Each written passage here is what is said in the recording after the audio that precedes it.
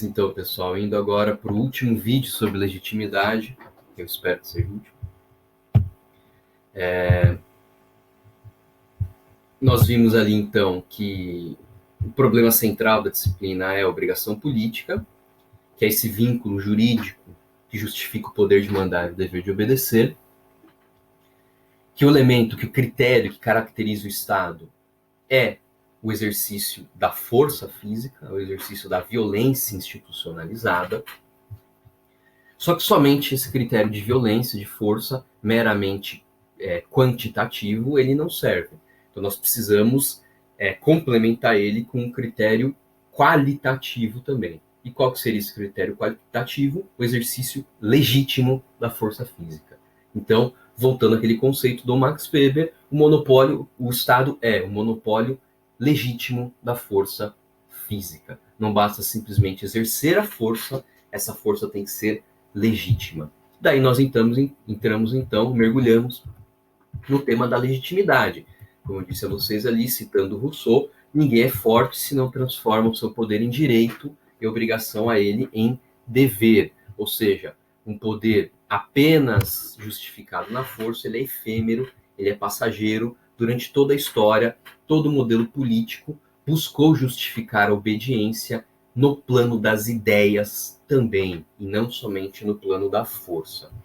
Só que aí nós pensamos, como que nós vamos fundamentar a legitimidade? Quais são as teorias que justificam a legitimidade? O que é ser legítimo?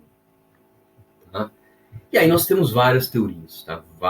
Eu teria que ficar 1 milhão de vídeos falando aqui para vocês, e não dá, tá? Eu basicamente destrinchei ali 3 teorias, a teoria da natureza, a teoria da história e a teoria da vontade. São 3 correntes teóricas, elas vão se subdividir em vários autores, então é muito mais complexo, eu vou tentar simplificar aqui, tá? A teoria da natureza, como que aqueles autores que seguem essa teoria da natureza constroem o discurso de legitimidade. Então, essas 3 teorias, elas vão construir discursos de legitimidade, tá? Para justificar o poder no plano das ideias, não somente na força, tá? A primeira teoria, do plano da teoria da natureza, eu vou trazer aqui um exemplo de um autor clássico, que é o Platão. Ele entendia que quem deveria governar seria aquele mais sábio entre todos os sábios. Aquilo que ele denominou de rei filósofo, tá? Ou seja, dentro dessa teoria do Platão não existe essa construção de democracia.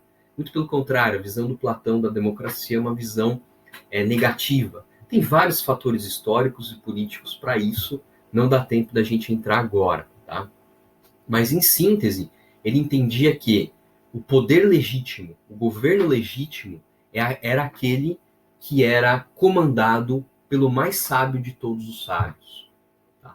Que seria aquilo que ele denominou de rei filósofo. Então, note aí o critério da natureza. É aquele que é naturalmente destacado como o mais sábio, o mais inteligente, o mais preparado para governar. Então, aquele que nós vemos que é o mais preparado, o mais sábio, o mais hábil, nós temos que se curvar às ordens dele, porque ele, legitimamente, pela natureza, ele tem esse poder de comando. De uma forma simples, seria isso. A teoria da história, ela subdivide em várias vertentes, eu vou analisar apenas a vertente que se relaciona em relação à tradição. Nós devemos obedecer àquele governo que tradicionalmente governa. Aqui nós temos um exemplo muito clássico da teoria das dinastias, das famílias. Tá? Aquelas dinastias dos Bourbons, que sempre governaram a França. Tá? As dinastias dos Brandemburgo, e por aí vai. Tá? Isso era muito comum dentro do modelo europeu, do Estado moderno, lá das casas reais. Então, temos que governar, temos que obedecer determinado governo, porque sempre foi assim. Porque a família desse governante já vem governando há muito tempo. Então, eles possuem uma tradição de governo. Tá? A tradição é a força originária do dever de obedecer. Tá? E, por fim, a teoria da vontade. Teoria da vontade. Antes de entrar na teoria da vontade, eu vou avançar a teoria da vontade, depois eu volto ali um pouco na tradição. A teoria da vontade são várias correntes teóricas. A vontade, então, é a força originária do dever de obedecer. Então, o dever de obedecer ao governo encontra-se na vontade, que pode ser a vontade de Deus ou a vontade do povo. Ok? O discurso de legitimidade baseado na teoria da vontade de Deus foi muito utilizado durante o início do Estado absolutista, já ali na intersecção com a Idade Média, onde os reis governavam porque eram representantes de Deus na Terra. Nós falamos, inclusive, isso em sala de aula. Então, no início do Estado moderno, aí imagine as figuras dos reis, tá? Basicamente, eles se fundavam em dois modelos de legitimidade. A tradição, que vinham de uma casa real, tá? E também por conta da vontade de Deus. Eram vistos como representantes de Deus na Terra. Tá? Deus reina no mundo metafísico, no mundo para além da Terra. E ele deixa na Terra, é da vontade dele, é dos desígnios divinos, ele deixa na Terra alguém como seu representante, ungido por Deus para governar os homens. Obviamente, aí nós temos uma grande influência da igreja, tá? Porque aqueles reis que não tinham apoio da igreja, se você não tem apoio da igreja, então você não é tão representante de Deus na Terra, tá? Nós falamos isso em sala de aula. E também a teoria da vontade, o dever de obedecer ao governo encontra-se não na vontade de Deus, mas na vontade do povo, tá? É legítimo aquele que exerce o poder porque exerce em nome do povo. E aí é o início das chamadas teorias da democracia, que surgem historicamente, basicamente ali no século XVIII, tá? E o evento histórico mais emblemático é a Revolução Francesa, que eu postei para vocês ontem no grupo do WhatsApp. Quem puder assistir aquele filme, A Revolução em Paris, no Now, mostra bem o início da Revolução Francesa, com a queda da Bastilha, a população afastando o rei do poder e dizendo não, qualquer governo só é legítimo se decorrer da vontade do povo, se decorrer da nossa vontade. Tá? Não é que Deus não existe, nada disso, mas aqui na Terra nós estamos condenados a viver aqui. Quem governa só pode governar com a legítima aprovação do povo. Então eu remeto muito para quem puder assistir aquele filme. Quem não puder, dá um tempo no Tinder, dá um tempo no Instagram, dá um tempo no Facebook, vai no Google, digita lá a Revolução Francesa e dá uma estudada na Revolução Francesa, porque ela é um fenômeno histórico muito importante para nós do direito.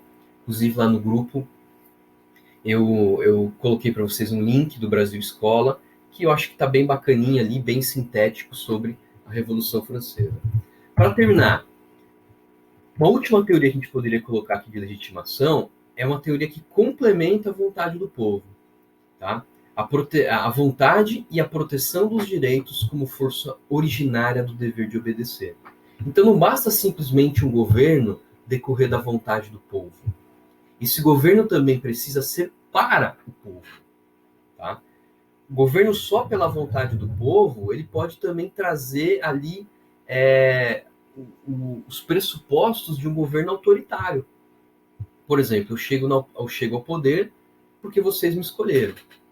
Mas depois que eu chego ao poder, eu começo a tomar estratégias de governo de opressão do próprio povo. Ou seja, aquela legitimidade que era originária, na origem, quando eu cheguei ao poder, ela passa a ser ilegítima no exercício do poder. Isso nós veremos bem quando nós formos estudar um teórico chamado Jean Bodin. Então, a legitimidade ela tem que ser na origem, mas também no exercício do poder. Não basta chegar ao poder legitimamente com a vontade do povo. Eu tenho que governar protegendo os direitos do povo. Então, essa terceira teoria complementa a vontade do povo com a proteção dos direitos. Tá? Então, De nada adianta chegar ao poder com a vontade do povo, se ao governar eu oprimo esse povo, tá? Ou seja, retirando seus direitos, através de modelos autoritários. Então, eu preciso ser legítimo no título do meu poder e preciso ser legítimo também no exercício do meu poder, ok? Era isso então sobre legitimidade. Terminamos. Boa sorte, assistam o vídeo, leiam o material. Valeu, obrigado.